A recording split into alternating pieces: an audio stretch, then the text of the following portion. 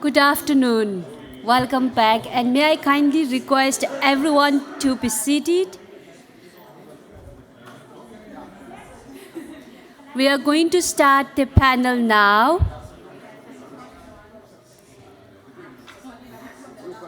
No.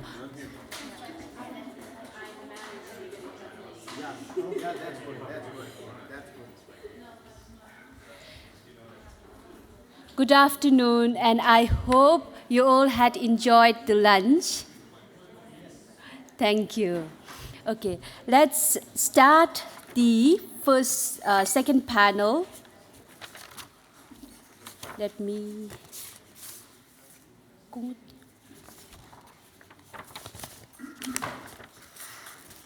I'm sorry,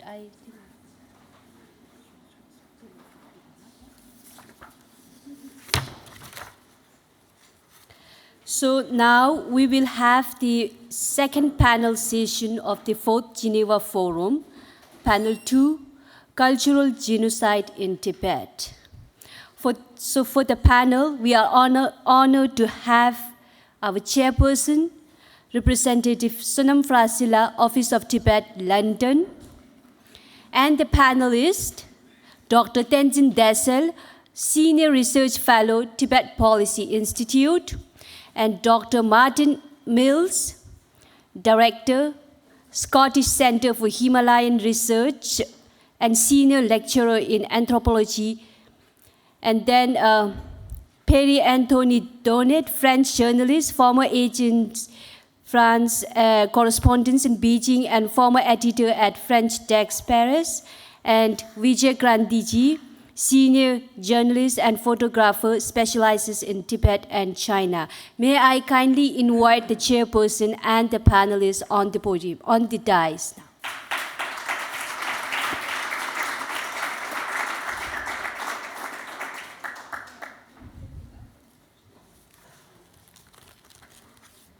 With this, now I will hand over the stage to Chairperson, Representative Sonam Frasila. Over to you.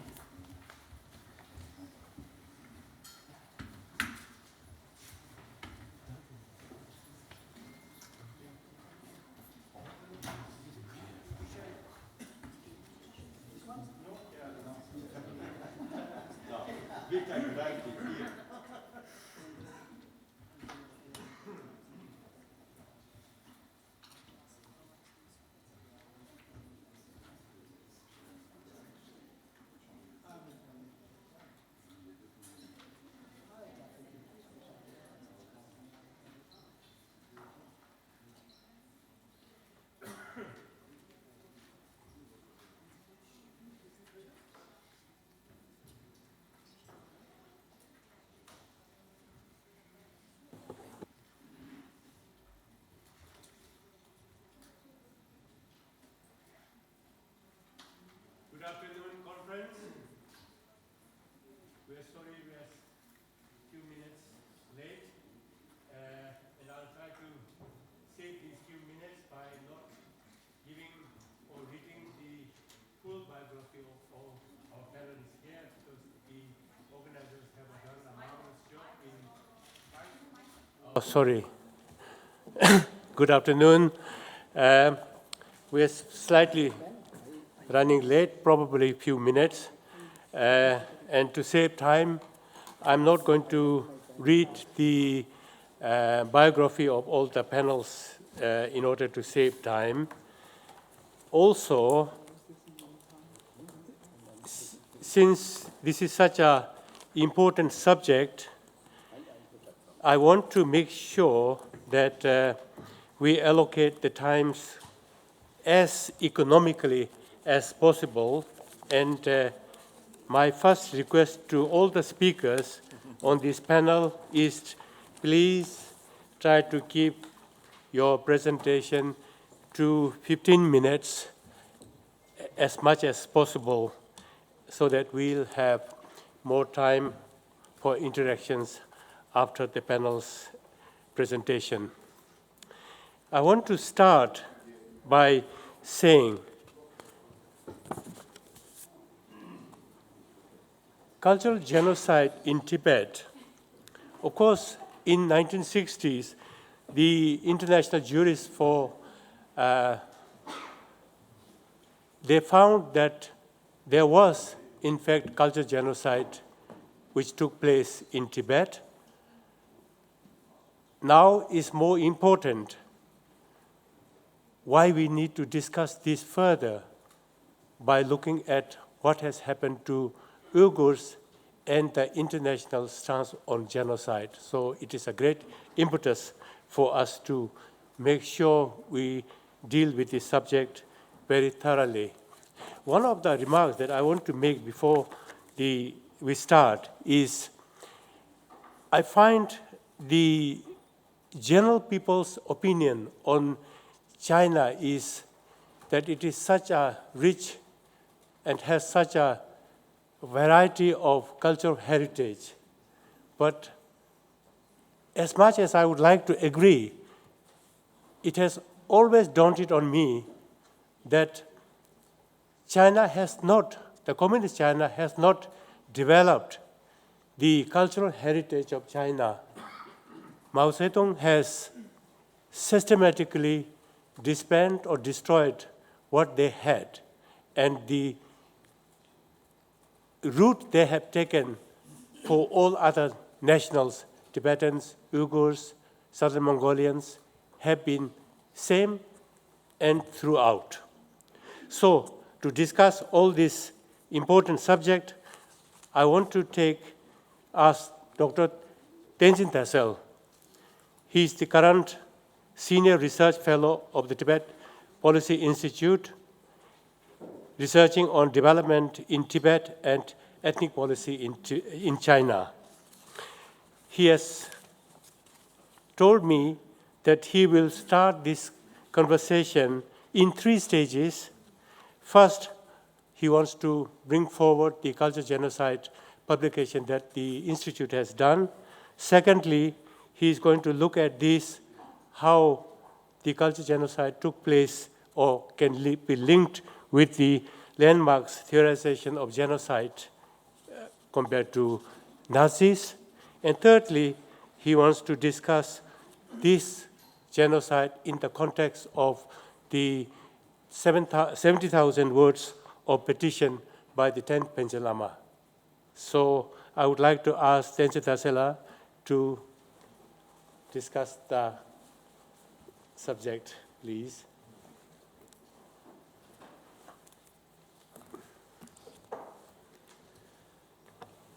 Hello, I hope I'm audible.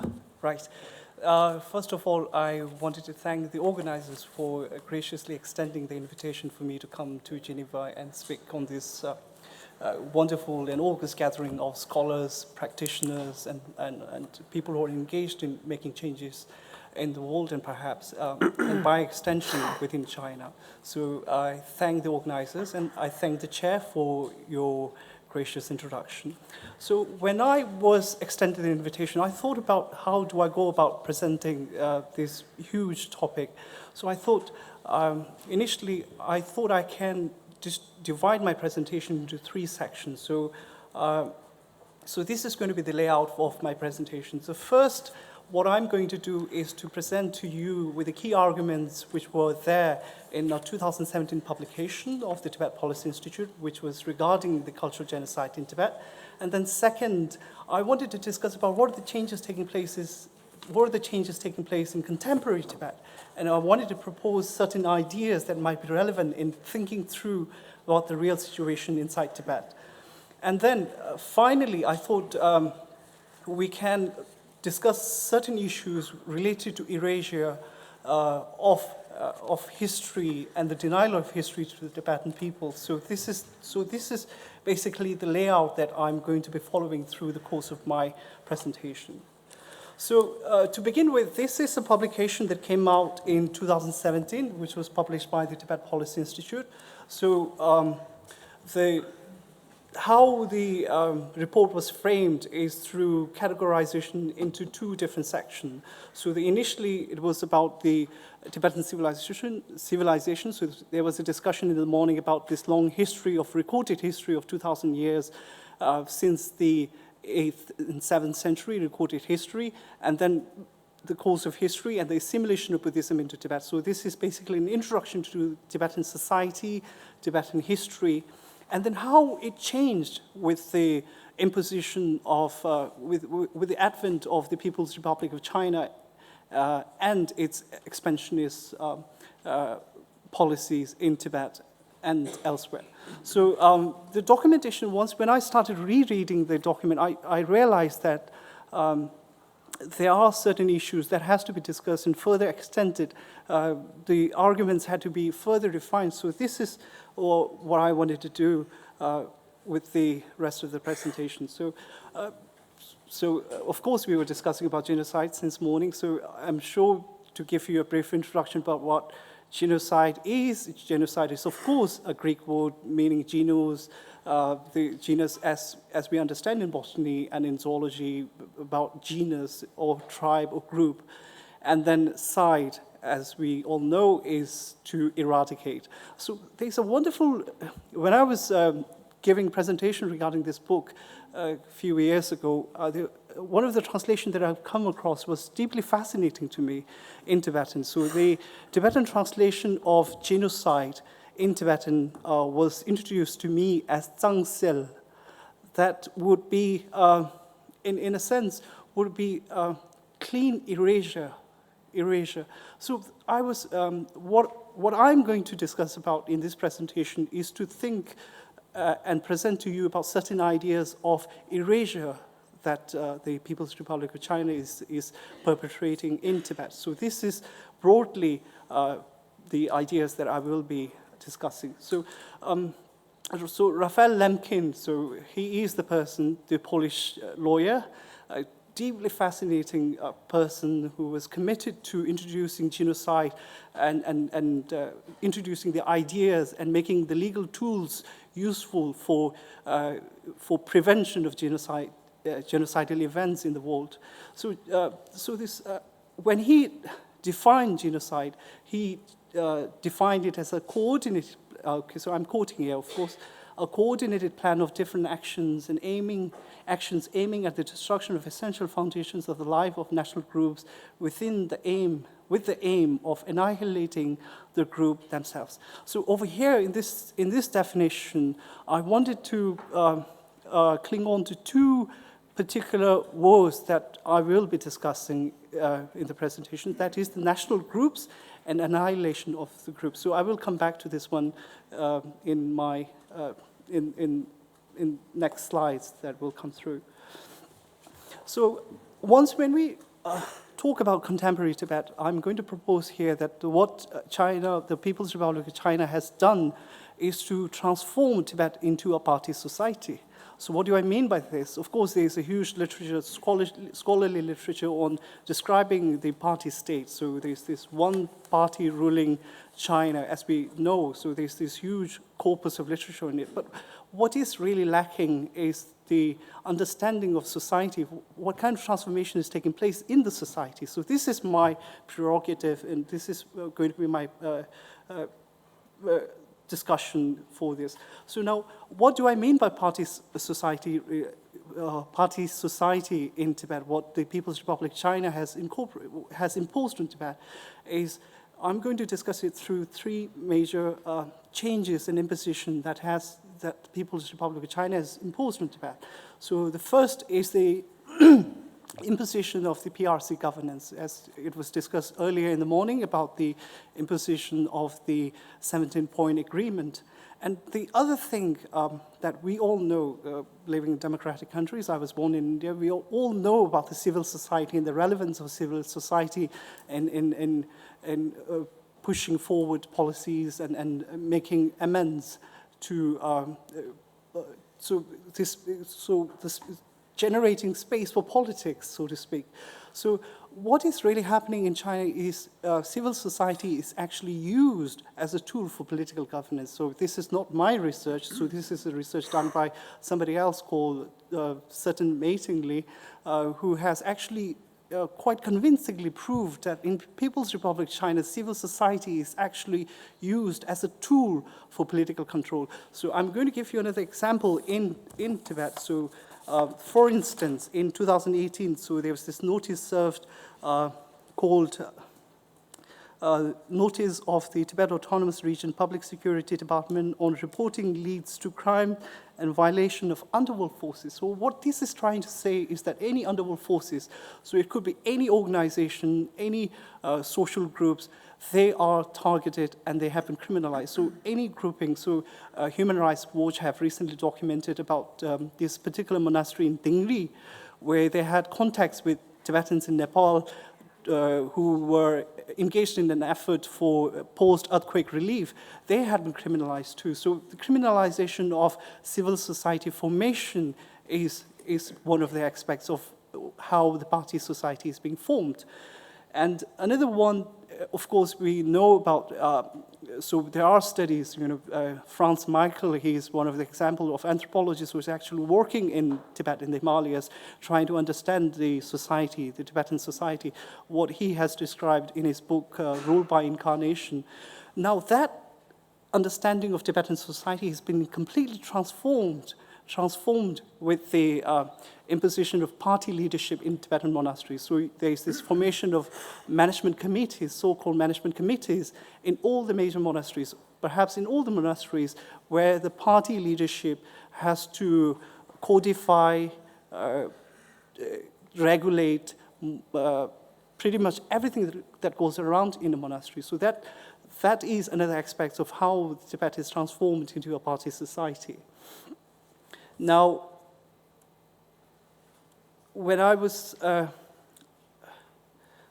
discussing the imposition of PRC governance, I think there are two important aspects that I wanted to discuss, is the reimagining of Tibetan territory. So Tibetan territory, so this is one of the presentations that I've been thinking about, and perhaps I will write about this in future, is to really think about cartography innovation that the People's Republic of China has imposed on Tibet. So the Tibetan national geobody has been spliced into different provinces and incorporated in Chinese provinces. So this is one of the ways through which the PRC's governance is imposed. And another aspect that is deeply fascinating is the way by which the Tibetans are minoritized. So what do I mean by minoritized? So Tibetan people are considered to be one of the six so-called ethnic people in the People's Republic of China. So this is a process of deeply political significance for the People's Republic of China, where they have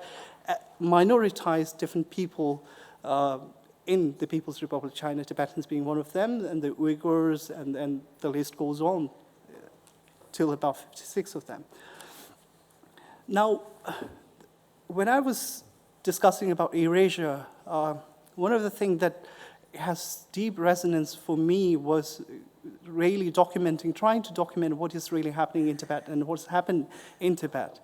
So this is one of my publications where I was discussing about the relevance of history, memory that was recorded in the 70,000 character petition. So now what I'm really interested to is of course, there were a lot of discussion about the 11th Panchen Lama. There's going to be a next session where we are going to be discussing about the 11th Panchen Lama. But with the 10th Panchen Lama, the previous Panchen Lama, he was an extraordinary figure. And in 1950s and in early 1960s, he traveled across Tibet and in many other so-called minority regions where he was documenting atrocities and many other misdeeds, so to speak, of the leadership in those regions. So this document, he compiled those documents and then he submitted it to the PRC leadership. And apparently Mao Zedong is believed to have said that this is a poisoned arrow shot at the party's leadership. Now, since 1960 till 1997, we do not know anything about this document. So this entire archive of suppression has been denied to the Tibetan people. So this history has been denied to the Tibetan people. So this is the archive of suppression. And in 1997, somehow this document made its way to the Office of Tibet Information Network in London. And then we have our office in Dharamsala, they have translated this one into Tibetan. So what I'm trying to illustrate by this is this is an example how to read this document as a historical text. As a historical text, this oppression has been denied. So this history has been denied to the Tibetan people. And it wasn't until 1997, since 1962, when the document was submitted. All these years have elapsed, and we have no substantial recording, or we do not have clear understanding of how this documentation has been reached and what are the contents of this document. So this is a form of historical denial, an erasure of history that I am interested in discussing. Now, so when I was discussing about the erasure, it wasn't until 1995, Jasper Baker's popular history book called Hungry Ghosts, where he was documenting the atrocities committed during the Great Leap Forward in China. So he has documented, and there's an interview with His Holiness the Dalai Lama, which really catches the essence of what I'm trying to say here. When we heard, I'm quoting here, when we heard that there was a large-scale famine, it was a new thing. In Tibet, food supplies had been sufficient for centuries. Agriculture was old-fashioned but sufficient. In the past, one or two individuals may have died from starvation. That is possible, otherwise it was unheard of. So this is a sort of history that has been denied. And now, it was in 2012 when the provincial government, they were doing some construction work and they were digging around and they have found unmarked graves. This is a picture taken in Yushu, and so this is, right now it is incorporated into the Qinghai province. So they have found mass graves, and makes you wonder how many unmarked graves are there peppered around the Tibetan territory. So this is just one of the instances where this is documented, where we have found unmarked graves of Tibetans. So this is certainly a mass grave. So there are discussions about this one. The provincial documents, somehow the military gazetteer somehow was made available, but we have scattering of information about the atrocities committed by the People's Republic of China in those early years. But they are still very minute, and one of the publications this is just one such example. So this is written by Tenzin Pema, who was a former minister in Dharamsala, and this is a documentation done recently. I think I've heard that there's going to be an English translation of this work which is going to come up hopefully in a few months' time. So basically, they have combed through archives of Sichuan province, and they have documented, so far they have documented so many Tibetans who have actually been at the receiving end of PRC's violence. And another way, actually, of course, we as a researcher is trying to look at what is going to happen, and the method for trying to understand what is happening in Tibet is extremely difficult. As you all know, information gathering in Tibet is extremely difficult. But another way through which we could do this is through reading official documents against their grain. This is one of the ways through which we can try to understand some of this. And this another way is through trying to understand the violence committed against Tibetans is through the census reports. So this is a picture of census reports, data collected 1982 census. And if you look at the red dot, which is peppering across Tibetan regions, so this is the skewed sex ratio of the Tibetan people. They are a lot less Tibetan men compared to Tibetan women. Of course, men during those initial years was at the forefront of violence. So they're basically the front line. So this is one sort of reflection of this kind of violence that has happened. Now, to conclude with, I'm just going to come to the conclusion and offer you some concluding thoughts.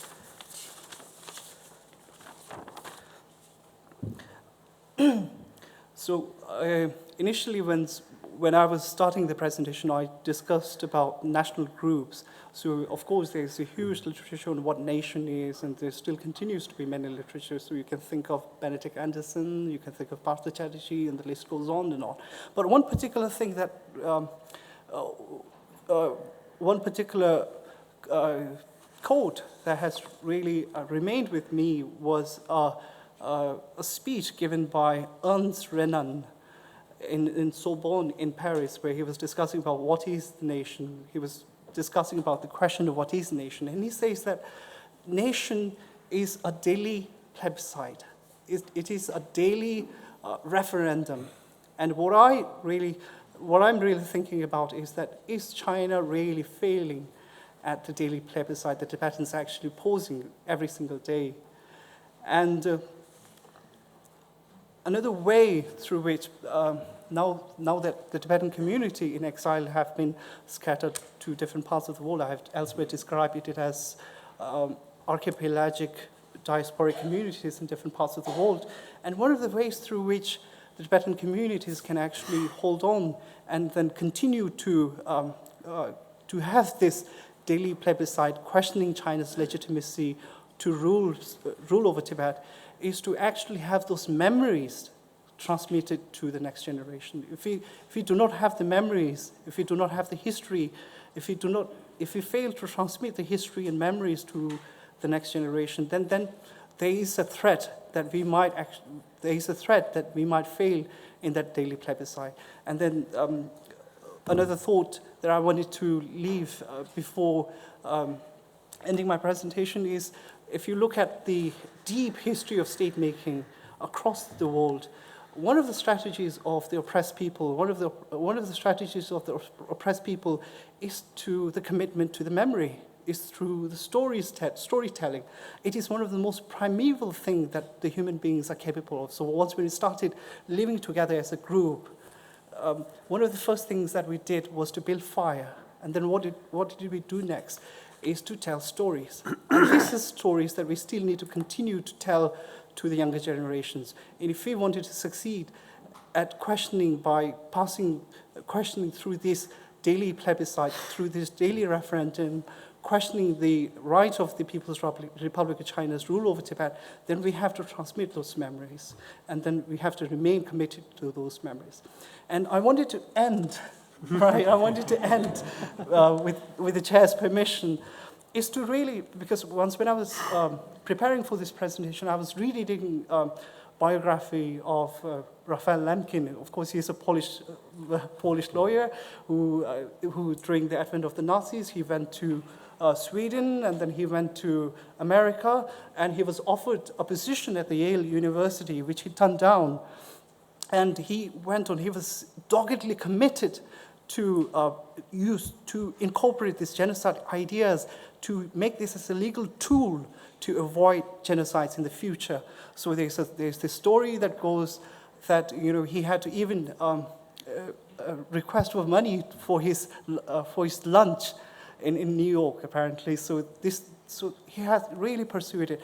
And another coincidence is that he was born in 1900, and he died in 1959, at the age of 1959, and exactly the same year when the national uprising in Lhasa occurred, and His Holiness the Dalai Lama had to escape to India. It just makes you wonder what he would make of the Tibetan plight if he was offered the documentation of these atrocities in Tibet. Thank you.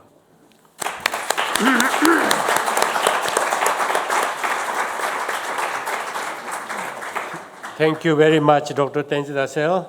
It was truly heartwarming and such a powerful presentation, and there will be lots of thoughts running through our audiences here who should be preparing their questions, supplementary things they want to know. Next, I would like to ask our second panel, which is Vijay Karanti. Vijay is going to talk about cultural genocide as a tool of Chinese colonialism and genocide in Tibet.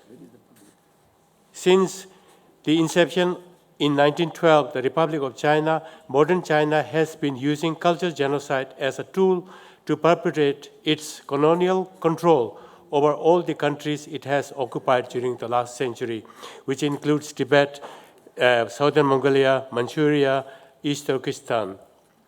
Vijay Karanti is an Indian journalist, has been keenly watching the Tibetan situation for the past 5 decades, and he has been a reputed photographer and daring journalist, has visited Tibet, and has been a huge and massive supporter of Tibet, as well as a third-person observer on the true aspect of the whole of India, China, and Tibet. Vijay, the floor is yours. Thank you. I wish I really prove all the appreciation honestly. But anyhow, thank you very much for appreciating me for more than what I have done or what I am up to. When we talk of cultural genocide in Tibet, normally what people talk about is the massacres and otherwise human rights violations, etc. But I think that will be starting the whole story too late, from the middle of it. I would rather prefer the world to understand how this whole idea started, because this genocide of Tibetans or Tibetan culture is not something which happened either accidentally or at some stage in the history. We will have to go back. How do you change? Just keep scrolling. No, page down. Yeah, just keep scrolling down. Sorry. In my computer, it works differently. We will have to go back and see what actually the People's Republic of China of today, what kind of history it had and what has resulted into whatever is happening to Tibetans, what is happening to people in East Turkestan or South Mongolia or Hong Kong people. This is not an act which has been committed at one specific place or by one specific Chinese leader. It is a running story, which I would love to see that people should see the story, its beginning, and then it will be very easy to understand what China is doing either in Tibet. My idea I'm a journalist, so I speak many times in terms which academicians would not prefer to talk like, but I talk straight.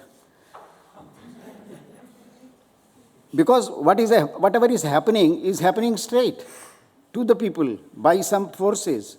And why not say it in very clear words? I start with the basic issue that today's China is an artificial country. It is not what China claims. When you see today's China, I think it will be prudent to start with our recent historic memory of modern world. The China as we see today, it started actually in 1912. At that time, by that time, China was not this China. China, if you see in this map, this is although it is a schematic map, but it is very close to the real one. Republic of China came into existence since 1912. It was Sun Yat-sen before whom China was divided. And as we saw in the previous slide, we saw that China had neighbors like Russian Empire, Tibet, East Turkestan, and China itself was divided into many, many parts. There was, if we talk there was British China, there was German China, there was French China, there was Portuguese China, and it was Sun Yat-sen who and his comrades, his colleagues, who established the Republic of China, and that was in 1912. But at that time, Manchuria was a separate nation, although its parts were occupied. Southern Mongolia was not part of China. Tibet was not part of China. And of course, Republic of East Turkestan was, it was a separate entity. But it was, the beginning of today's China started with Chiang Kai-shek. In 1919, he occupied Southern Mongolia. And that is how China expanded to this shape. And it was in 1935, Manchuria was assimilated into China. In 1946, he occupied Republic of East Turkestan, and China expanded to this size. And it was after that that Mao came into power in 1949, and within 2 years, he occupied Tibet. And that is the real shape of People's Republic of China as the world knows it today. So we should keep in mind that China as we know it today, or China claims whatever they claim, one China policy, etc., that is an artificial nation, and it has happened in the presence of living memory of present history and historians. What I see, there is a continuity, whether it was Sun Yat-sen, Chiang Kai-shek, Mao Zedong, Deng Xiaoping, or today Xi Jinping. Whatever has happened in Manchuria, in South Mongolia, in East Turkestan, in Tibet, it is not a sin of one person. It is a continuity of the same sin, and all these 5 leaders have contributed it according to their capacities and capabilities. After Chiang Kai-shek included East Turkestan, Mao Zedong brought in Tibet into China, and after that, after occupying Tibet, Mao Zedong was a person who believed very sincerely that if all these regions which are occupied have to be ruled properly, there has to be homogeneity, there has to be uniformity. And for that, the process of cultural revolution, which also included, I will not go into details of, the homogeneity, political homogeneity he brought in, and in the process, over those 10 years, and leap forward a few years before that, all that happened, and it was in that process, there is a dispute. Some people say 80 million people were killed, and my communist friends, they say, they debate, oh, this is an imperialist figure, only 30 million people were killed. Anyhow, whatever it was. So in Mao's time, there was a sincere belief that if all these ethnic minorities or nationalities of these occupied nations have to be tamed, there has to be homogeneity. And his belief was, for example, on Tibet, he implemented it very strongly, that a Tibetan, then he knew very well that Tibetans were deep believers in Buddhism and Dalai Lama. So he believed, his mathematics was very clear, political mathematics was, that a Tibetan minus religion, a Tibetan minus Dalai Lama is equal to a patriotic Chinese. So to produce patriotic Chinese, the faith should be knocked out. Religion should be knocked out. Faith in Dalai Lama should be knocked out. And this process was continued by later party leaders, and that process continued till 1990. in 1987, 1989, when, because of occupation, we should understand this, the colonialism which happened in Tibet, East Turkestan and South Mongolia. China had added in its present-day area, 64% area belongs to these occupied countries. And the resources share, natural resources from these countries, accounts for 66%, which is two-thirds of today's China's population resources. Whereas these regions contributed only 2.1% of the population. And as China claims that there are 56 nationalities in China, so today if you look at the figures, this relation between sisters is very interesting. There are 56 sisters, but all the 55 sisters put together account for less than 8% of population. The rest of all are Han Chinese. And how they have been Hanized, that's a story which tells you of the cultural genocide of all these communities, not Tibetans alone, Manchurians, South Mongolians, the Xinjiang people, or the East Turkestani people, Uyghurs and other people, and Tibetans. When Mao occupied Tibet, that was a very historic moment, especially for countries like India. I am an Indian, and we understand it more than, because for our other friends, Tibet is an issue of charity. I am saying it with all due respect, because Tibetans suffered, so they deserve our sympathy, they deserve our support. And I believe this idea of support, sympathy is charity. And many countries are living without that, what you call, luxury of charity, because they don't support Tibet, they don't support East Turkestan, they support China. And for India, it's a different matter, because it changed our political fate, our defense situation, everything. The moment India-Tibet borders, which were there for centuries and thousands of years, overnight it became India-China border. So here you see yellow Tibet. When it was occupied, then China came to India's borders, and that was a master stroke.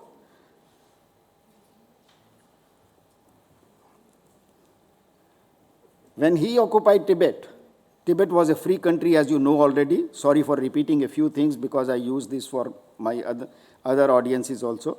Tibet was a free country. It had its flag, it had its currency, and it had its postal system. And today's Tibet, as we see, is the new Tibet. And in new Tibet, you will see what China has done in its cultural genocide. It has affected severely the local economy, the demography, the religion of Tibet, education, language, ethnic identity, political system, even food, lifestyle, social values, the plurality of Tibetan life, and of course basic freedoms. So when I talk of cultural genocide, all these elements I include in that. And that, to me, that makes the real genocide. These are a few more slides which I don't want to go into details, but just to show you the difference what has happened. What I find, the process of genocide in Tibet, cultural genocide, started with Mao's assumption that you knock out religion and faith of Tibetans in Dalai Lama, and they will turn out to be patriotic Chinese. The process first started with 17-point program. There were only 4 clauses in the 17-point program, the 3rd, 4th, 7th, and 9th, which dealt with the cultural personality or national personality of Tibet. The 3rd was about the local autonomy of Tibet. The 4th was for political system and Dalai Lama status. China offered that nothing will be changed. And 7th and 9th, 7th belonged to religion freedom, religious freedom, customs, and habits. And ninth was language education system. Why I am mentioning these four? Because China went back on all these four. All the promises which China gave, 17-point program was not drafted by Lhasa. It was drafted, written by China, and the Tibetan government or Tibetan representatives were forced to sign it. And those assurances which they gave, these four assurances, all the 17, of course, they did, but these four assurances were about the national personality of China, and they have gone back. So now I come to what is happening today, in what has happened in,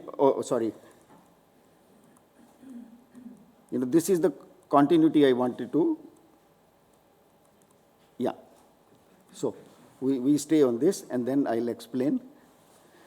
What has happened in Tibet? I divide it into certain stages. From 1951 to 1959, it was the age of promises that we will help you promote your religion, your culture, your lifestyle, your social values. And Tibetans were made to believe that China is very genuine, very helpful, very kind. It will do it. But when China failed, when went back on these promises, then there was an uprising, and His Holiness Dalai Lama had to flee from Tibet. From 1959 to 1990 is the period when Mao Zedong and his the coming leaders, successors, they religiously destroyed Tibetan religion, Tibetan culture, and all symbols which represented it, Tibetan national identity, whether it was monasteries, whether it was social habits. Even people were arrested, and what I would say, you understand, Thamsing, people went through all social torture, even for running beads, or even making Tibetan tea in traditional way. It was a crime in all these years. But in 1987-89, when uprising happened, by that time, the leaders in Lhasa were telling Beijing everything is fine, people are very happy, Tibetans are thankful to Chairman Mao for coming and occupying Tibet, and they hate the Dalai Lama, so they are very thankful. And when it happened in 1989, then Beijing leaders started noticing that something is wrong. There was some wrong reporting. And it was at that time they gave a new thought, a review of the whole system. And from 1990, China started a new policy because when they realized people have faith in Dalai Lama, people have not lost faith in religion, and they were surprised to see that the young people whose even parents or grandparents had never seen Dalai Lama or Free Tibet, even they were the people who were heralding that uprising in 1989. So then they realized there is something wrong and we should do something. And that was the beginning of process of occupying religion from within. So as a part of that, the initial examples we all know, Karmapa and Panchen Lama. Their reincarnations were found, sponsored by Beijing, and the reincarnations were found. We will not go to the story of what happened to Panchen Lama and why Karmapa ran away from there. But that was the beginning, and this process continued until 2007, when China realized that the Tibetans are not an easy nut to crack. So, and the Dalai Lama's influence is not going to go away, even with generations. Then they started taking that step that the whole system should be occupied firmly from within. And when what is called Order 5 came, or the law on incarnation, when it was decided that all incarnations in Tibet of all tulkus, including Dalai Lama, Panchen Lama, etc., will not be on their own will. It will be the Communist Party of China which will decide who is the real incarnation. Practically, if you read that, it will look like if any tulku wants to be born again, before taking birth, he will have to go to Communist Party's office and get a stamp. That, please kindly permit me to be reborn. This is exactly the meaning of that, practically. So that is why China, since then, has been trying to, they have already installed many, many tulkus through this process. And now the process of occupying the last real place is Dalai Lama. When Xi Jinping is going mad that Dalai Lama's reincarnation is the exclusive property of China and Chinese Communist Party. So now that process is going on. To fortify that process, the education system, the religious system is being occupied. I don't want to go in those details how the language which they had promised at one stage. Now, Tibetans don't have permission to teach, let their children be taught in Tibetan language. Yeah. So I'm reaching the conclusion. So right now we are at that stage where President Xi Jinping wants to be the permanent chairman of China. I hope he has plans about his reincarnation also, because many of us, we think that if a man who, a system which calls Dalai Lama all bad names for Dalai Lama. And on one hand, they criticize him. They call him, he is what they call, a wolf in the robes, or he is the leader of bandits, all these words.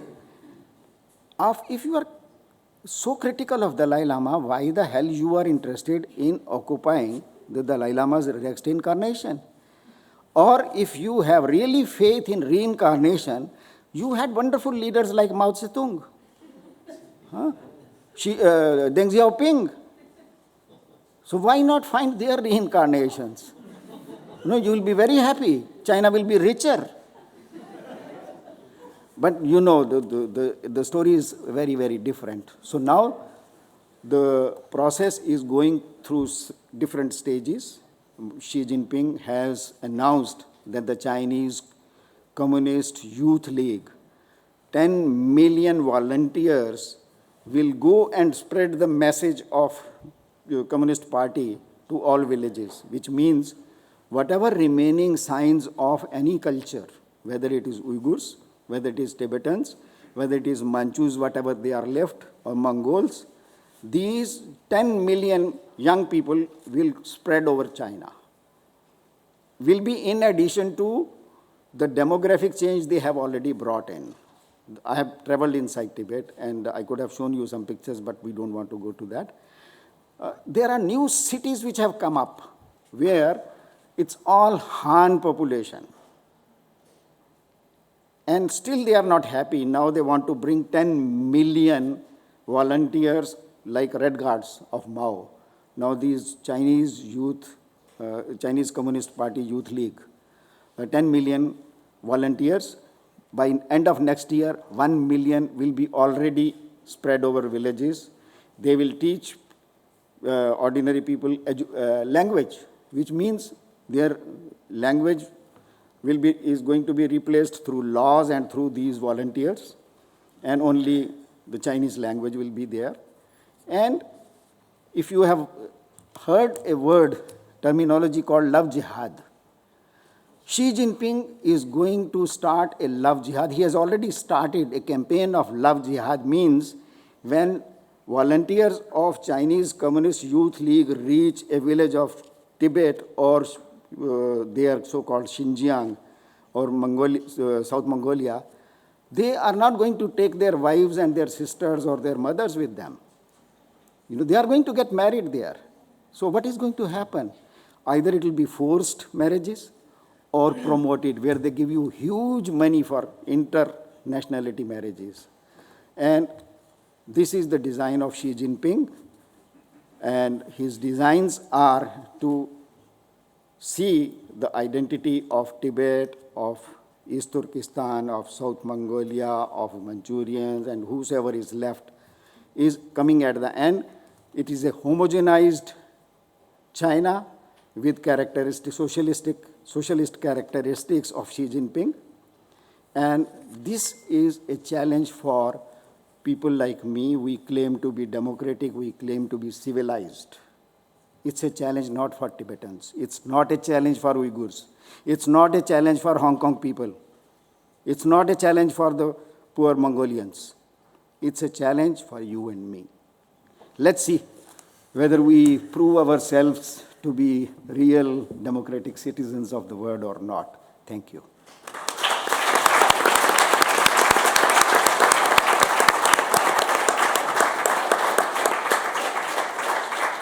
Thank you so much, Vijay. It's always a pleasure to hear you, and you made in such a commitment.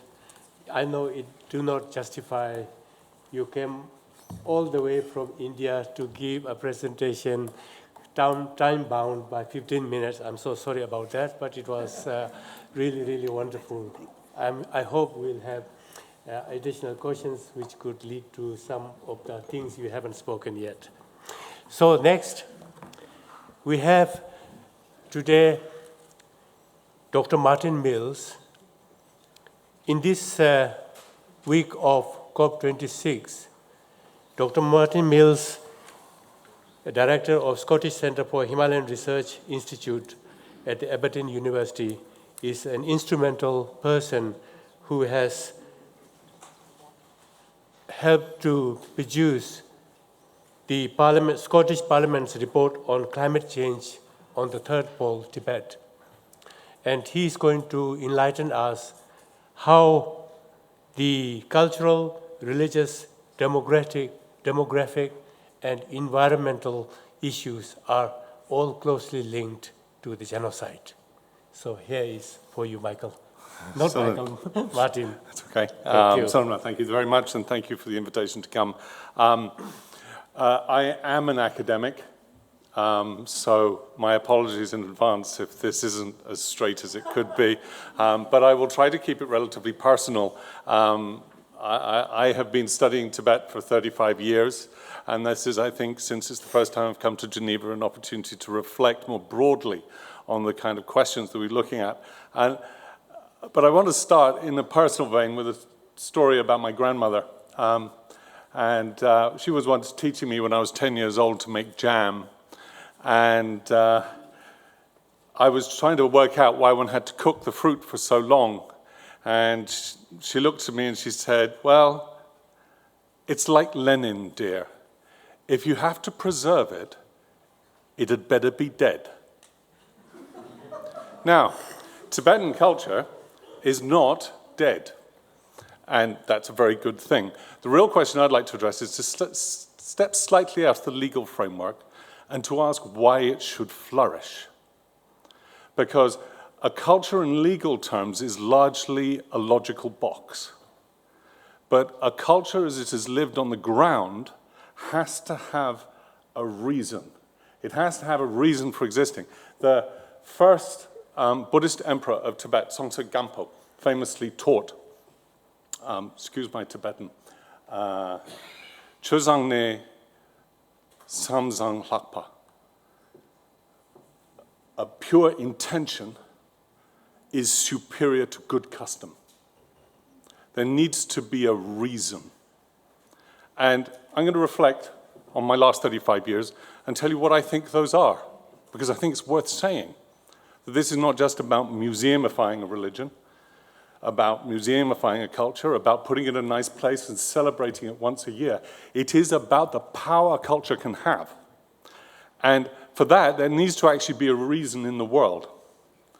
Now, to give you a sense of that, as Sonla has introduced, I'm an academic. I started 35 years ago when I first stepped foot in Lhasa as an unknowing 18-year-old, and I have been studying and researching and working on Tibet ever since, mainly on the religious side and later on the political history and state history of Tibet.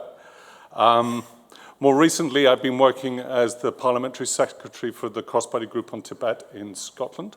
And as part of that, I got asked, well, actually, we kind of drove it because we needed to look at the climate change situation in Tibet. Almost every single issue, when we looked at it, whether or not it was mass relocations on the Tibetan plateau, even whether or not it was self-immolations, all of these things seem to come back again and again to the question of climate change. And eventually we decided to bite the bullet and have a full 2-year climate change inquiry. Personally, we reviewed more than 900 scientific documents from all around the world. I can't go into detail what that report says. You can find it. It's publicly available. And actually, you guys have just produced a little book. They're so fast at producing things. It's wonderful.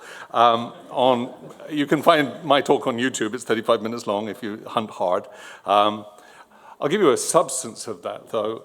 Obviously, we were looking at, for example, the dissolution of the majority of Tibet's glacial mass by the year 2100, at the latest, because there are many processes we still don't understand, and things are, as you've noticed, going faster than scientists expected. The dissolution of its underlying permafrost. Both of those added together create really major shifts in the freshwater distribution of the Tibetan plateau. And that fresh water is what feeds the 10 major rivers of Asia, from the Irrawaddy and the Yangtze and the Yarlung Tsangpo and the Brahmaputra, which is the Yarlung Tsangpo, the Indus, the Sutlej, the Ganges. All of these are fed from that Tibetan plateau. And all of them depend on its fresh water, because you can't drink fresh water, you can't drink salt water, you can't put it in a machine, and you can't put it on your fields. If we're not getting fresh water off the Tibetan plateau year-round, then effectively large slabs of Asia's human carrying capacity disappears. And we know that almost certainly, without doubt, that will happen this century. As you can imagine, we needed to understand the drivers for that. And I think this is important because the cultural question and the environmental question go together. There are actually 3 layers of drivers, and here I'm going to be a little off message. There are 3 things that drive the Tibetan plateau, that drive climate change on the Tibetan plateau, or more to point, 3 levels. If we look at the local level, it is certainly things like urbanization, infrastructure growth, transport structure growth, and mining. Those 4, okay? Those are creating hot spots across the Tibetan plateau that are generating general layers of heat, as they do in almost any urban center around the world. If we look at more regionally, the primary drivers actually come off the Indian subcontinent. Those are brown and black carbon depositions, because the winds flow that way. Okay, and that's what lands on a glacier. And when black soot lands on a glacier, it's like putting on a dark coat on a hot day. You get hot. And that's what leads to that kind of melting. But at a global level, the drivers are primarily CO2 production and water vapor. Those 2 things are the major greenhouse gases that are causing climate change: CO2, carbon dioxide, and water vapor. And those, I have to say, they don't care about our borders. They move around the entire troposphere, and they move at great speed. So they're coming kind of from everywhere. I appreciate, in this regard, China produces 27% of the carbon dioxide of the human race. Okay, actually more if you include the Belt and Road material. But nonetheless, let's be clear about something here. China can create, but it cannot control the vast majority of climate change drivers on the Tibetan plateau. It is beyond its control, even if many of them are being created by it. And that is a great puzzle for climate change policymakers. Now, I mention this because, one, the impact of climate change around the world is so great and so urgent, and I cannot speak of how urgent it is that this is dealt with right now and is dealt with in a really coherent way. This is certainly the single greatest issue of our time, and it overshoots all questions, and I'm sorry to say this, it overshoots all questions about democracy, about self-determination, about all of these things. You can't self-determine if you're dead. Sorry, but it's simply true. So this thing needs to be looked at very, very urgently. Second is that cultural genocide in Tibet, which is real, shares many of the same features as I've just outlined for climate change, because to my view, after years of looking at this, after 35 years of studying this matter, the two share the same root. Now, to ask what that nature of that root is. Okay, firstly, again, this is very much a historical question. How many people in the room have read the Communist Manifesto at some point in their life? You're all terrible, all right? You should read these things, even if you don't agree with them, all right? So that's your first task. At least read this thing, because in one at least crucial regard, it is shown to be emphatically historically wrong. As you probably know, since I'll have to tell you now because none of you have read it, as you probably know, Marxism, since the days of the 18th Brumaire of Napoleon Bonaparte and the Communist Manifesto and all of those things, because I have read my Marx, argued that history went through several stages. Feudalism would give way to capitalism. Capitalism would inevitably give way to either socialism or to communism. This has always presented a major problem for historians because it simply never happened that way. Every major communist revolution that has happened in human history occurred in feudal societies and then gave way to capitalism. Okay? Now that's an important fact because we see it again and again. We see it in Russia, we see it in South America, we see it in China. All of the features point towards the fact that actually, despite the claims made in the Communist Manifesto, the claims that capitalism would give way to communism, and therefore the whole thing that almost intellectually created the Cold War, within which the Tibetan cause was born, that whole thing appears to be sort of historically simply wrong. That communism looks like a transitional phase towards capitalism. A transitional phase, that, however, that creates a capitalist economy in the long run, but in a kind of different way. It's almost like a late international version that has to springboard it through, as Mao said, through strong state control. And here's the real difference, in this sense, that there is certainly a difference between capitalism and communism. Don't think I'm arguing that. The difference is primarily this.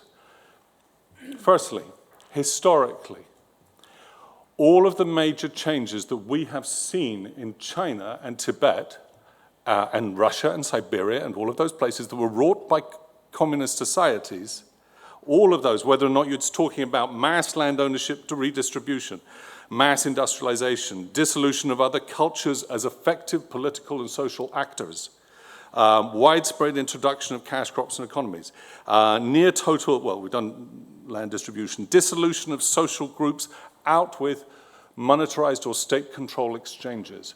All of those changes are equally present in capitalist societies. The difference is the degree of control and freedom that is involved in making those self-same processes happen. To all intents and purposes, and I will summarize it here because I'll be as quick as I can.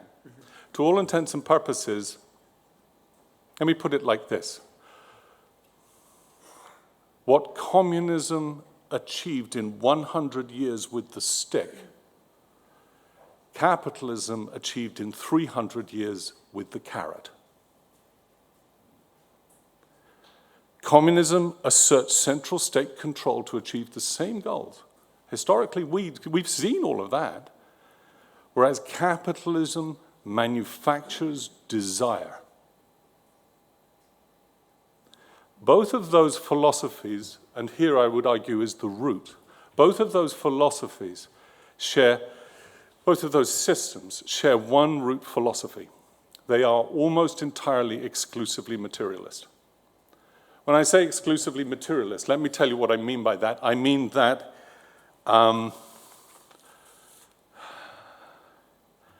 The exclusive materialism is the view that all human meaning and satisfaction can and must be found within the acquisition and management of material resources. I'll say that again, because it's the point where my students start scribbling. That is the view that all human meaning and satisfaction can and must be found within the acquisition and management of material resources. That is, therefore, economy. Okay? And that is true whether or not you're talking about the United States of America or you're talking about China, or even if you're talking about China during the Great Leap Forward, the same principle applies. Now, let me be really clear about this, because this is true across the board. Whether or not you're talking about communism and capitalism in those regards, and with those two separate timescales, and those two separate mechanisms of coercion and attraction, individual little choices over here about things that get you a better job, a higher standard of living, the things you want, the television you want to buy, all of those little things, nonetheless produce the same ultimate results. That is, as we have seen, 1, the destabilization of Earth's climate.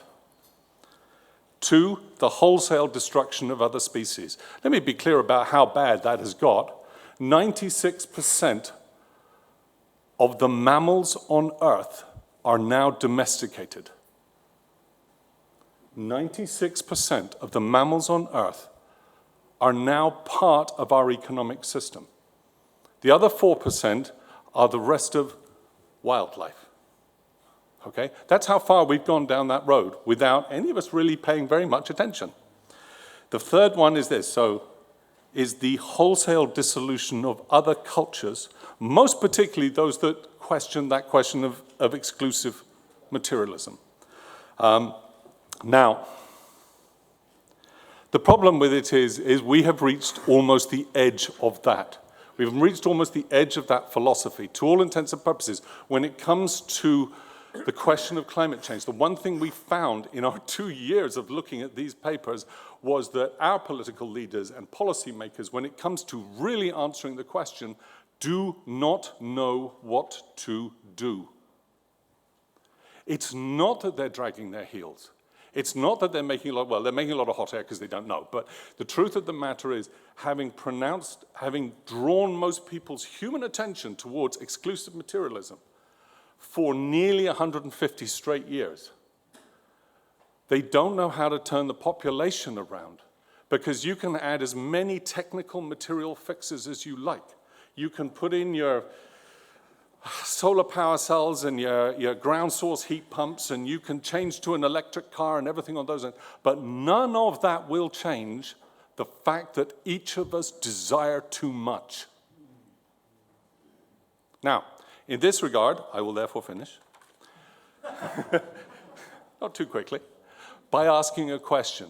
Is it too much, therefore? And I'm an academic and I'm a scientist, okay? But is it too much to ask whether at this point in our human life, when we have reached the logical end of the road to a certain extent, whether something like Tibetan Buddhism, whether the range of non-materialistic thought processes that the human race has sought to produce as wisdom throughout its history could be taken as more than simply an exotic sideshow that needs to be, at this point in time, fiercely introduced into the public debate. The Dalai Lama, His Holiness, has been trying to do this for 60 years. And often he's kind of on his own. And we need to be kind of stronger than that, all right? Because this is not a sideshow anymore. It really is. We've either got to come up with solutions of this, and the technical fixes won't do the job, or we're done for. And we're probably done for anyway, by the way, just in case. But there we go. Now, I'm certainly not advocating that everyone become a Buddhist, nor am I advocating that they give up on materialism. A full human being is both material and personal. They have both of those things. Our brains actually are wired to think in both those ways. But we do not have the cultural and intellectual resources available to us now. And that can only be found in the cultures that we have sought, between communism and capitalism both, to completely sideline and put in little museums and say how wonderful they are. And as I say, His Holiness the Dalai Lama has been saying this for 60 years, and he was, as he always is, quite right.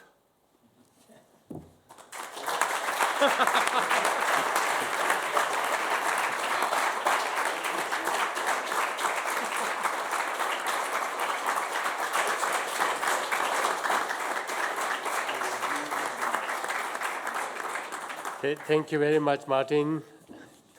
Always wonderful to hear you, and somewhat pessimistic. But never mind, that's the reality. Now, I think I have been very generous with the time with the speaker, but we started late, so I'm sure that organizers will have some leeway for us.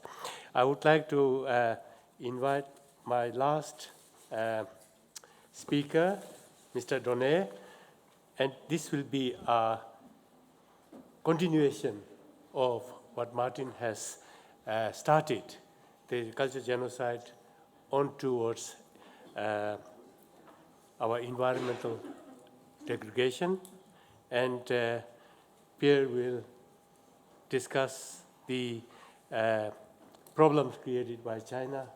He has seen with his own eyes in his life in there. So let me not waste time, and I will invite Mr. Donnet here. Thank you very much. Actually, I see my watch. I have 10 minutes left. You have 5 minutes more. 5 minutes more? Yes. 7 minutes? In any case, I'm very honored to be here today. It's a great day for me. I feel like here, like in my own family. I met again with old friends that I haven't seen for more than 40 years. I met new friends, and it's very challenging for me. Honorable Sikyong Pambat Tsering this morning gave a speech which was really enlightening. Actually, I'm a bit more optimistic than he is. I will tell you more later on that. I was a reporter. I'm not an academic. I'm not a scientific. I'm a reporter. So it makes me in a difficult position because usually my job is to ask questions and to listen to the answers. So now it's just the opposite. So I'm not very talented in that. This is why I took notes. I was based in Beijing between 1984 to 1989.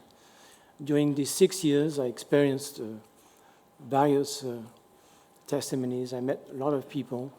At that time, there was a little more freedom than now, so I could meet Chinese people, could discuss with them their opinions, and that was very interesting for me. And in August 1985, I traveled to Tibet, and I stayed there with my wife, who is there, for about 2 weeks. And during these 2 weeks, it was the first time the Chinese authorities allowed foreign people to travel in Tibet without a guide. So we were not on our own. We could meet anybody we would meet without surveillance. So this is, of course, not possible now. And during these 2 weeks, I met with Tibetan people, especially Tibetan monks, who told me their sufferings in Chinese language. Why in Chinese language? I don't speak Tibetan, I just know a few words, like Gyami, which means Chinese. So they talk to me in Chinese because they learn Chinese in Chinese jail in Tibet. So, as you mentioned, to tell that story, this is exactly what is the task of the journalist. To tell the story so that other people know what's happening. So when I got back to Beijing from Lhasa, I wrote stories about what I heard from the Tibetan people. And when the Chinese authorities read my stories, I was summoned to the Foreign Ministry Information Department, and they told me, Mr. Donnet, you will never go back to Tibet. You have to forget it. So in fact, I never went back to Tibet, but I went to Kham and Amdo. I was still able to go there. So I met Tibetan people there, so I could continue my story. And when I go back to Paris in 1989, I decided to write a book. Because to write a book is also a way to tell people what's happening there. So that book was published in French, and also in English, and also in Japanese, and also in Chinese. Of course, published in Taiwan. So in non-simplified characters. So it's difficult for Chinese people in mainland China to read it, but anyway. So you mentioned the Great Leap Forward. Actually, yeah, millions of people died of hunger in Tibet and other regions, but the Great Leap Forward, actually, more than 40 million people died of hunger in China. And there were scenes of cannibalism, young people eating their parents' dead corpse. So my colleague at that time in Beijing, Jasper Becker, wrote a book. The title is The Hungry Ghost. That book also exists in French language. But turning back to Xi Jinping, you were talking about his reincarnation, if even one day he reincarnates. I think he reincarnates into a stray dog. A stray dog, I think this is what actually he is. He wants to control everything. But at the end, I think one day he will control nothing. And also, I would like to make a difference between the Chinese people and the Chinese communist regime. This is two different things. Yes. So I talk about the Chinese communist regime. So we all know what are the sufferings of the Tibetan. That began in October 1950 when 80,000 Chinese soldiers invaded Tibet, a crusade that the Chinese invaders presented as a peaceful liberation of Tibet, following ardent requests from Tibetans who supposedly wanted the Chinese help to be freed from slavery. This, of course, is totally wrong. Tibet invasion was the result of Mao Zedong's desire to expand the Chinese territory. Since that date, Tibet's situation has grown from bad to worse, with each day passing. During the sinister Cultural Revolution from 1966 to 1976, thousands of Tibetan monks were arrested, tortured, killed when they were not just sent to prisons or labor camps. Monasteries were ravaged, torched, looted, or often simply destroyed. We exchanged ideas over the lunch, and we talked about the big Ganden monastery, about 100 kilometers from Lhasa. That monastery was destroyed so much that today only a few bricks and pieces of wood remain. Tibetan cultural artifacts, jewels, and other precious parts of the Tibetan culture disappeared and were taken to Beijing. Some of this treasure was later retrieved and transported back to Tibet. Former Chinese Prime Minister Zhou Enlai had some role in protecting Tibetan treasure stored in the Beijing Forbidden City from the young crazy Red Guards. After the end of the Cultural Revolution, the Chinese regime permitted the monasteries and temples to be rebuilt and the Tibetan religion to be observed again. Nevertheless, Tibetan suffering looks endless. Tibetan language, that was said before me, is slowly disappearing. Religious activities are strictly controlled. Pictures of His Holiness, the Dalai Lama, are forbidden in Tibetan homes. Contacts with overseas Tibetans are almost impossible. this is also we discussed over the lunch, negotiations between the Chinese government and the Tibetan government in exile have been interrupted by Beijing long ago. What's the situation today? The Chinese regime only waits for the death of the Dalai Lama. When that date arrives, Beijing would impose a new so-called Dalai Lama, which would be, of course, totally under its control. Now comes the question, is Tibet going to survive? Today, the same is happening in Xinjiang, actually, eastern Turkestan. The Chinese regime has adopted the same means to suppress the Uyghurs, to erase the Uyghur identity once for all. In fact, Tibet has been the laboratory of what is now happening in eastern Turkestan, so-called Xinjiang. Now, the Chinese regime has not been so harsh all the time.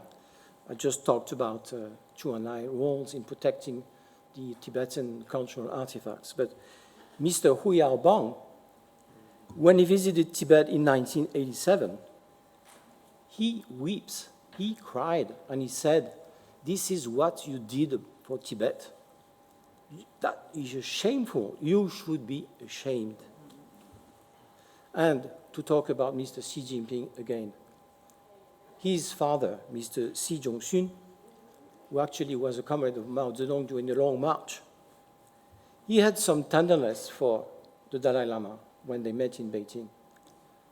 And the Dalai Lama was very young, offered Mr. Xi Zhongxun an Omega watch. And Xi Zhongxun kept the watch on his wrist until he died. So, indeed, there is a cultural genocide happening in Tibet. For me, it was difficult to measure the fact, is it a genocide or not? But studying what's happening, there is one marker which shows that this is a full-blown genocide. I mean sterilizations, forced sterilizations. That happened for the Tibetan woman, and this is now happening for the Uyghur women and other Muslim minorities in eastern Turkestan.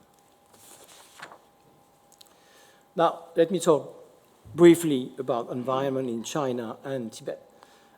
Here, I totally agree with you.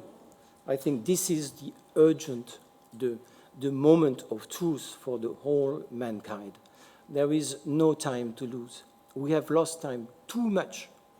This is the time to decide about how we will forge the future. If we don't do that, we are going to be dead. Not you, not me, but our sons, daughters, grandsons, and granddaughters. Deforestation is a huge problem for China and the world. More than half of the forests in the world, billion trees, are being cut each year, mostly in tropical zones. China alone has undergone a massive deforestation drive for 40 years, resulting from massive industrialization as well as progresses of urban zones. But here are also massive illegal cuts of trees, especially in Tibet. Deforestation continues.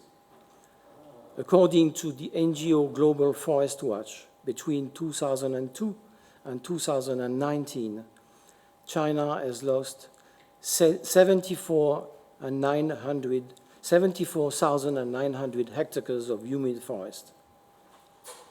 During the same period, primary forest has been reduced by 4.3%. From 2001 to 2019, China has lost 9.92 million hectares of vegetal covering, thus reducing 6.1% of vegetal covering each year since the year 2000. China's cartography presents a persistent and fast deforestation on coastal zone, this because of urbanization in the regions where the economic growth is the fastest in China. We must also realize that China has become a terrifying predator with regard to induced deforestation in a number of developing countries, mostly in Southeast Asia and Africa, where millions of trees are cut to satisfy voracious needs of China in wood, including rare essences which are threatened of rapid and total extinction. In Laos, for instance, forests covered 2/3 of the territory in the 90s. Nowadays, it represents less than 40% of the territory. In Cambodia, the situation is even far worse. In this country, deforestation has been the highest in the world, 14.4% between 2001 and 2014. This process of deforestation benefits China, but has devastating consequences for the environment and for the ethnic minorities living in those areas. The nightmare is also present, of course, in Indonesia, where forests are cut to make room for olive palm plantations. In Africa, China is playing a central role in the deforestation, which has been denounced by the United Nations Organization for Food and Agriculture.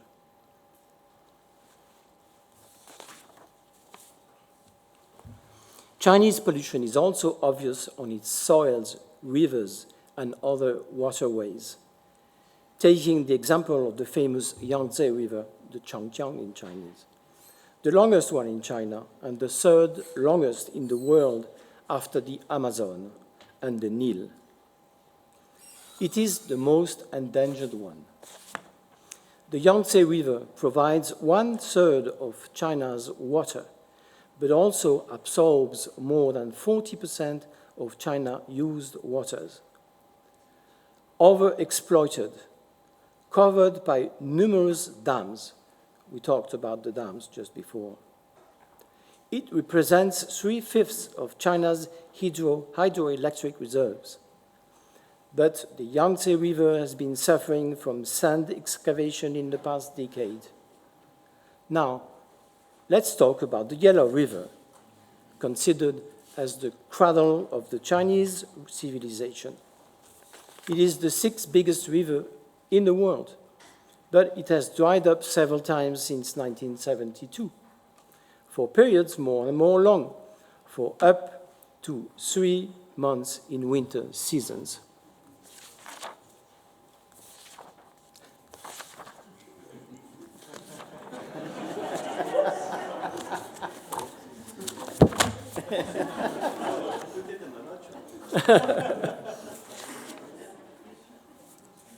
So, why is the Chinese regime so keen about Tibet? One of the reasons is that Tibet has huge reserves of copper, lithium, gold, and silver. Most of it has never been touched because the Tibetans didn't mine the land. It's against their religious practices to disturb the ground. But China has begun mining on an enormous scale. Another aspect of China's colonization of Tibet is the constructions of huge dams.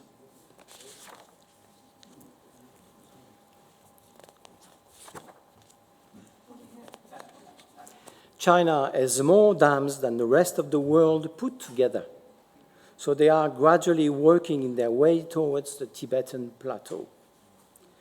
And we're not talking about small dams, we are talking about mega dams. China says that they need the dams for industry and the military. But they are also essential for mining, which has taken off on a very large scale. Mining used in the small operation like gold miners, individual small groups, and then along came the railway, which is basically from Xining to Lhasa. That railway enabled cheap labor to come in, and it also enables exploitation of minerals for the first time in Tibet history.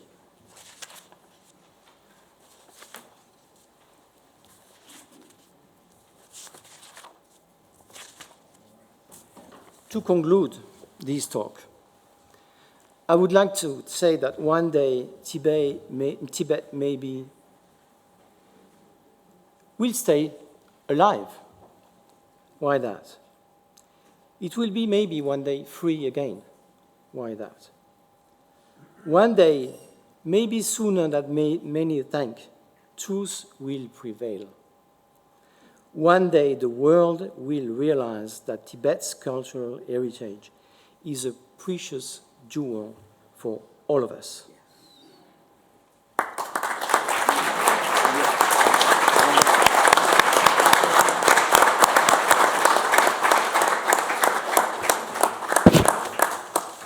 Due to time constraint, I have to apologize to everybody that we will have no opportunity for question and answer. I hope I've given ample time for our panels to say everything they wanted to say, but I'm very sorry we have run out of time, and I have to stop our panel here. Thank you very much. Thank you. On behalf of the Geneva Forum organizing team, may I request Secretary Kamachingla to kindly present Tibetan traditional scarf, Kata, and the book Tibet Brave 2020 to all the panelists and chairperson for this very insightful panel. Thank you so much.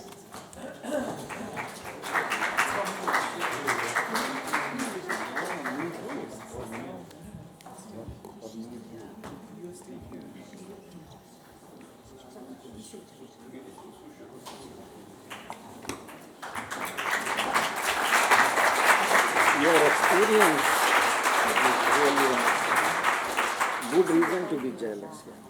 No, but a good reason. Thank you.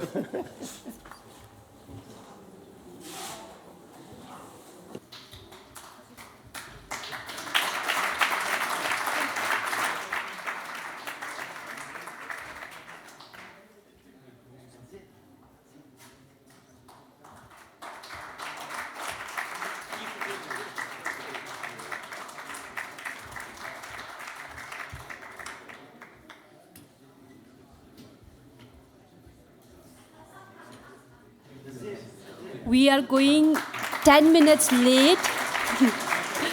So we will break for 20 minutes for evening coffee. And after that, we will have the special panel on Tibet's stolen child, the 11th Panchen Lama Gendin Chökyingyema.